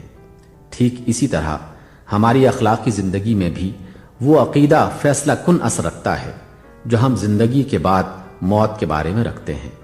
عمل کے میدان میں جو قدم بھی ہم اٹھائیں گے ان کی سمت کا تعین اس بات پر منحصر ہوگا کہ کہ آیا ہم اسی زندگی کو پہلی اور آخری زندگی سمجھ کر کام کر رہے ہیں یا کسی بات کی زندگی اور اس کے نتائج کو ملحوظ رکھتے ہیں؟ پہلی صورت میں ہمارا قدم ایک سمت اٹھے گا اور دوسری صورت میں اس کی سمت بالکل مختلف ہوگی۔ اس سے معلوم ہوا کہ زندگی بعد موت کا سوال محض عقلی اور فلسفیانہ سوال نہیں ہے بلکہ عملی زندگی کا سوال ہے۔ اور جب بات یہ ہے تو ہمارے لیے اس معاملے میں شک اور تردد کے مقام پر ٹھہرنے کا کوئی موقع نہیں۔ شک کے ساتھ جو رویہ ہم زندگی میں اختیار کریں گے وہ بھی لامحالہ انکار ہی کے رویے جیسا ہوگا۔ لہٰذا ہم بہرحال اس امر کا تعین کرنے پر مجبور ہیں کہ آیا موت کے بعد کوئی اور زندگی ہے یا نہیں۔ اگر سائنس اس کے تعین میں ہماری مدد نہیں کرتا تو ہمیں عقلی استدلال سے مدد لینی چاہیے۔ اچھا، تو عقلی استدلال کے لیے ہمارے پاس کیا مواد ہے؟ ہمارے سامنے ایک تو خود انسان ہے اور دوسرے یہ نظام کائنات۔ ہم انسان کو اس نظام کائنات کے اندر رکھ کر دیکھیں گے کہ جو کچھ انسان میں ہے آیا اس کے سارے مقتضیات اس نظام میں پورے ہو جاتے ہیں یا کوئی چیز بچی رہ جاتی ہے جس کے لیے کسی دوسری نوعیت کے نظام کی ضرورت ہے۔ دیکھیے، انسان ایک تو جسم رکھتا ہے جو بہت سے معدنیات، نمکیات، پانی اور گیسوں کا مجموعہ ہے۔ اس کے جواب میں کائنات کے اندر بھی مٹی، پتھر، دھاتیں، نمک، گیسیں، دریا اور اس جنس کی دوسری چیزیں موجود ہیں۔ ان چیزوں کو کام کرنے کے لیے جتنے قوانین کی ضرورت ہے وہ سب کائنات کے اندر کار فرما ہیں، اور جس طرح وہ باہر کی فضا میں پہاڑوں، دریاؤں اور ہواؤں کو اپنے حصے کا کام پورا کرنے کا موقع دے رہے ہیں، اسی طرح انسانی جسم کو بھی ان قوانین کے تحت کام کرنے کا موقع حاصل ہے۔ پھر انسان ایک ایسا وجود ہے جو گرد و پیش کی چیزوں سے غذا لے کر بڑھتا اور نشو و نما حاصل کرتا ہے۔ اسی جنس کے درخت، پودے اور گھاس پھوس کائنات میں بھی موجود ہیں، اور وہ قوانین بھی یہاں پائے جاتے ہیں جو نشو و نما پانے والے اجسام کے لیے درکار ہیں۔ پھر انسان ایک زندہ وجود ہے جو اپنے ارادے سے حرکت کرتا ہے، اپنی غذا خود اپنی کوشش سے فراہم کرتا ہے، اپنے نفس کی آپ حفاظت کرتا ہے اور اپنی نوع کو باقی رکھنے کا انتظام کرتا ہے۔ کائنات میں اس جنس کی بھی دوسری بہت سی قسمیں پائی جاتی ہیں۔ خشکی، تری اور ہوا میں بے شمار حیوانات پائے جاتے ہیں، اور وہ قوانین بھی بتمام و کمال یہاں کار فرما ہیں جو ان زندہ ہستیوں کے پورے دائرے عمل پر حاوی ہونے کے لیے کافی ہیں۔ ان سب سے اوپر انسان ایک اور نوعیت کا وجود بھی رکھتا ہے جس کو ہم اخلاقی وجود کہتے ہیں۔ اس کے اندر نیکی اور بدی کا شعور ہے، نیک اور بد کی تمیز ہے، نیکی اور بدی کرنے کی قوت ہے، اور اس کی فطرت یہ مطالبہ کرتی ہے کہ نیکی کا اچھا اور بدی کا برا نتیجہ ظاہر ہو۔ وہ ظلم اور انصاف، سچائی اور جھوٹ، حق اور ناحق، رحم اور بے رحمی، احسان شناسی اور احسان فراموشی، فیاضی اور بخل، امانت اور خیانت اور ایسی ہی مختلف اخلاقی صفات کے درمیان فرق کرتا ہے۔ یہ صفات عملاً اس کی زندگی میں پائی جاتی ہیں، اور یہ محض خیالی چیزیں نہیں ہیں بلکہ بالفعل ان کے اثرات انسانی تمدن پر مرتب ہوتے ہیں۔ لہٰذا انسان جس فطرت پر پیدا ہوا ہے اس کا شدت کے ساتھ تقاضا یہ ہے کہ جس طرح اس کے افعال کے طبعی نتائج رونما ہوتے ہیں اسی طرح اخلاقی نتائج بھی رونما ہوں۔ مگر نظام کائنات پر گہری نگاہ ڈال کر دیکھیے، کیا اس نظام میں انسانی افعال کے اخلاقی نتائج پوری طرح رونما ہو سکتے ہیں؟ میں آپ کو یقین دلاتا ہوں کہ یہاں اس کا امکان نہیں ہے، اس لیے کہ یہاں کم از کم ہمارے علم کی حد تک کوئی دوسری ایسی مخلوق نہیں پائی جاتی جو اخلاقی وجود رکھتی ہو۔ سارا نظام کائنات طبی قوانین کے ماتحت چل رہا ہے۔ اخلاقی قوانین اس میں کسی طرف کار فرما نظر نہیں آتے۔ ہاں، روپے میں وزن اور قیمت ہے، مگر سچائی میں نہ وزن ہے نہ قیمت۔ یہاں آم کی گٹلی سے ہمیشہ آم پیدا ہوتا ہے، مگر حق پرستی کا بیج بونے والوں پر کبھی پھولوں کی بارش ہوتی ہے اور کبھی بلکہ اکثر جوتیوں کی۔ یہاں مادی عناصر کے لیے مقرر قوانین ہیں جن کے مطابق ہمیشہ مقرر نتائج نکلتے ہیں، مگر اخلاقی عناصر کے لیے کوئی مقرر قانون نہیں ہے کہ ان کی فعلیت سے ہمیشہ مقرر نتیجہ نکل سکے۔ طبی قوانین کی فرما روائی کے سبب سے اخلاقی نتائج کبھی تو نکل ہی نہیں سکتے، کبھی نکلتے ہیں تو صرف اس حد تک کہ جس کی اجازت طبی قوانین دے دیں، اور بارہا ایسا بھی ہوتا ہے کہ اخلاق ایک فعل سے ایک نتیجہ نکلنے کا تقاضا کرتا ہے، مگر طبی قوانین کی مداخلت سے نتیجہ بالکل برعکس نکلتا ہے۔ انسان نے خود اپنے تمدنی اور سیاسی نظام کے ذریعے سے تھوڑی سی کوشش اس امر کی ہے کہ انسانی اعمال کے نتائج ایک مقرر ضابطے کے مطابق برآمد ہو سکیں، مگر یہ کوشش بہت محدود پیمانے پر ہے اور بے حد ناقص ہے۔ ایک طرف طبی قوانین اس کو محدود اور ناقص بناتے ہیں، اور دوسری طرف انسان کی اپنی بہت سی کمزوریاں اس نظام کے نقائص میں اور زیادہ اضافہ کر دیتی ہیں۔ میں اپنے مدعا کی توضیح چند مثالوں سے کروں گا۔ دیکھیے، ایک شخص اگر کسی دوسرے شخص کا دشمن ہو اور اس کے گھر میں آگ لگا دے تو اس کا گھر جل جائے گا۔ یہ اس کے فعل کا طبعی نتیجہ ہے۔ اس کا اخلاقی نتیجہ یہ ہونا چاہیے کہ اس شخص کو اتنی ہی سزا ملے جتنا اس نے ایک خاندان کو نقصان پہنچایا ہے، مگر اس نتیجے کا ظاہر ہونا اس بات پر موقوف ہے کہ آگ لگانے والے کا سراغ ملے، وہ پولیس کے ہاتھ آ سکے، اس پر جرم ثابت ہو، عدالت پوری طرح اندازہ کر سکے کہ آگ لگنے سے اس خاندان کو اور اس کی آئندہ نسلوں کو ٹھیک ٹھیک کتنا نقصان پہنچا ہے، اور پھر انصاف کے ساتھ اس مجرم کو اتنی ہی سزا دے۔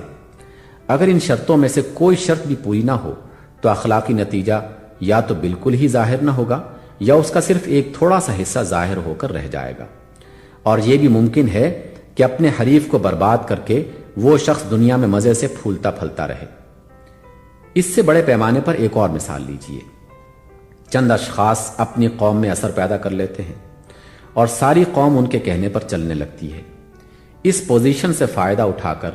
وہ لوگوں میں قوم پرستی کا اشتعال اور ملک گیری کا جذبہ پیدا کرتے ہیں، گرد و پیش کی قوموں سے جنگ چھیڑ دیتے ہیں، لکھو کھا آدمیوں کو ہلاک کر دیتے ہیں، ملک کے ملک تباہ کر ڈالتے ہیں، اور کروڑوں انسانوں کو ذلیل اور پست زندگی بسر کرنے پر مجبور کرتے ہیں۔ انسانی تاریخ پر ان کی ان کارروائیوں کا ایسا زبردست اثر پڑتا ہے کہ جس کا سلسلہ آئندہ سینکڑوں برس تک پشت در پشت اور نسل در نسل پھیلتا چلا جائے گا۔ کیا آپ سمجھتے ہیں کہ یہ چند اشخاص جس جرم عظیم کے مرتکب ہوئے ہیں اس کی مناسب اور منصفانہ سزا ان کو بھی اس دنیاوی زندگی میں مل سکتی ہے؟ ظاہر ہے کہ اگر ان کی بوٹیاں بھی نوچ لی جائیں، اگر ان کو زندہ جلا ڈالا جائے یا کوئی اور سزا ایسی دی جائے جو انسان کے بس میں ہے، تب بھی کسی طرح وہ اس نقصان کے برابر سزا نہیں پا سکتے جو انہوں نے کروڑہا انسانوں کو اور ان کی آئندہ بے شمار نسلوں کو پہنچایا ہے۔ موجودہ نظام کائنات جن طبی قوانین پر چل رہا ہے ان کے تحت کسی طرح یہ ممکن نہیں ہے کہ وہ اپنے جرم کے برابر سزا پا سکے۔ اسی طرح ان نیک انسانوں کو لیجئے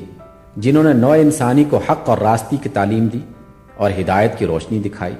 جن کے فیض سے بے شمار انسانی نسلیں صدیوں سے فائدہ اٹھا رہی ہیں اور نامعلوم آئندہ کتنی صدیوں تک اٹھاتی چلی جائیں گی۔ کیا یہ ممکن ہے کہ ایسے لوگوں کی خدمات کا پورا صلہ ان کو دنیا میں مل سکے؟ کیا آپ تصور کر سکتے ہیں کہ موجودہ طبعی قوانین کی حدود کے اندر ایک شخص اپنے اس عمل کا پورا صلہ حاصل کر سکتا ہے کہ جس کا رد عمل اس کے مرنے کے بعد ہزاروں برس تک اور بے شمار انسانوں تک پھیل گیا ہو؟ جیسا کہ میں ابھی بیان کر چکا ہوں، اول تو موجودہ نظام کائنات جن قوانین پر چل رہا ہے ان کے اندر اتنی گنجائش ہی نہیں ہے کہ انسانی افعال کے اخلاقی نتائج پوری طرح مرتب ہو سکیں۔ دوسرے، جہاں چند سال کی زندگی میں انسان جو عمل بھی کرتا ہے اس کے رد عمل کا سلسلہ اتنا وسیع ہوتا ہے اور اتنی مدت تک جاری رہتا ہے کہ صرف اسی کے پورے نتائج وصول کرنے کے لیے ہزاروں بلکہ لاکھوں برس کی زندگی درکار ہے، اور موجودہ قوانین قدرت کے ماتحت انسان کو اتنی زندگی ملنی ناممکن ہے۔ اس سے معلوم ہوا کہ انسانی ہستی کے خاکی، عضوی اور حیوانی عناصر کے لیے تو موجودہ طبعی دنیا، فزیکل ورلڈ اور اس کے طبعی قوانین ہیں، مگر اس کے اخلاقی عنصر کے لیے یہ دنیا بالکل ناکافی ہے۔ اس کے لیے ایک دوسرا نظام عالم درکار ہے جس میں حکمران قانون، گورننگ لا، اخلاق کا قانون ہو اور طبعی قوانین اس کے ماتحت محض مددگار کی حیثیت سے کام کریں، جس میں زندگی محدود نہ ہو بلکہ غیر محدود ہو، جس میں وہ تمام اخلاقی نتائج جو یہاں مرتب ہونے سے رہ گئے ہیں یا الٹے مرتب ہوئے ہیں اپنی صحیح صورت میں پوری طرح مرتب ہو سکیں، جہاں سونے اور چاندی کے بجائے نیکی اور صداقت میں وزن اور قیمت ہو، جہاں آگ صرف اس چیز کو جلائے جو اخلاقاً جلنے کی مستحق ہو، جہاں عیش اس کو ملے جو نیک ہو، اور مصیبت صرف اسی کے حصے میں آئے جو بد ہو۔ عقل چاہتی ہے، فطرت مطالبہ کرتی ہے کہ ایک ایسا نظام عالم ضرور ہونا چاہیے۔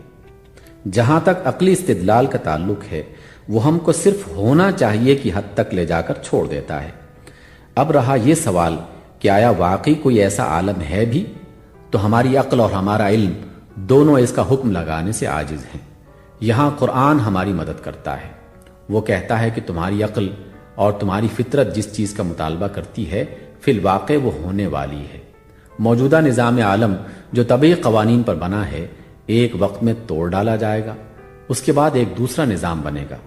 جس میں زمین و آسمان اور ساری چیزیں ایک دوسرے ڈھنگ پر ہوں گی۔ پھر اللہ تعالیٰ تمام انسانوں کو جو ابتدائی آفرینش سے قیامت تک پیدا ہوئے تھے دوبارہ پیدا کر دے گا اور بیک وقت ان سب کو اپنے سامنے جمع کرے گا۔ وہاں ایک ایک شخص کا، ایک ایک قوم کا اور پوری انسانیت کا ریکارڈ ہر غلطی اور ہر فروغ گزاشت کے بغیر محفوظ ہوگا۔ ہر شخص کے ایک ایک عمل کا جتنا رد عمل دنیا میں ہوا ہے اس کی پوری رودات موجود ہوگی۔ وہ تمام نسلیں گواہوں کے کٹہرے میں حاضر ہوں گی جو اس رد عمل سے متاثر ہوئیں۔ ایک ایک ذرہ جس پر انسان کے اقوال اور افعال کے نقوش ثبوت ہوئے تھے اپنی داستان سنائے گا۔ خود انسان کے ہاتھ اور پاؤں اور آنکھ اور زبان اور تمام اعضاء شہادت دیں گے کہ ان سے اس نے کس طرح کا کام لیا۔ پھر اس رودات پر وہ سب سے بڑا حاکم پورے انصاف کے ساتھ فیصلہ کرے گا کہ کون کتنے انعام کا مستحق ہے اور کون کتنی سزا کا۔ یہ انعام اور یہ سزا دونوں چیزیں اتنے بڑے پیمانے پر ہوں گی کہ جس کا کوئی اندازہ موجودہ نظام عالم کی محدود مقداروں کے لحاظ سے نہیں کیا جا سکتا۔ وہاں وقت اور جگہ کے معیار کچھ اور ہوں گے، وہاں کی مقداریں کچھ اور ہوں گی، وہاں کے قوانین قدرت کسی اور قسم کے ہوں گے۔ انسان کی جن نیکیوں کے اثرات دنیا میں ہزاروں برس چلتے رہے ہیں، وہاں وہ ان کا بھرپور صلہ وصول کر سکے گا بغیر اس کے کہ موت اور بیماری اور بڑھاپا اس کے عیش کا سلسلہ توڑ سکیں۔ اور اسی طرح انسان کی جن برائیوں کے اثرات دنیا میں ہزارہا برس تک اور بے شمار انسانوں تک پھیلتے رہے ہیں، وہ ان کی پوری سزا بھگتے گا بغیر اس کے کہ موت اور بے ہوشی آ کر اسے تکلیف سے بچا سکے۔ ایسی ایک زندگی اور ایسے ایک عالم کو جو لوگ ناممکن سمجھتے ہیں، مجھے ان کے ذہن کی تنگی پر ترس آتا ہے۔ اگر ہمارے موجودہ نظام عالم کا موجودہ قوانین قدرت کے ساتھ موجود ہونا ممکن ہے تو آخر ایک دوسرے نظام عالم کا دوسرے قوانین کے ساتھ وجود میں آنا کیوں ناممکن ہو؟ البتہ یہ بات کہ واقع میں ایسا ضرور ہوگا تو اس کا یقین نہ دلیل سے ہو سکتا ہے نہ علمی ثبوت سے۔ اس کے لیے ایمان بالغیب کی ضرورت ہے۔ ویژن پلس کمیونیکیشن، ابلاغ کی دنیا کا ایک نیا نام۔ ویژن پلس اسلامی اقدار کے فروغ کے لیے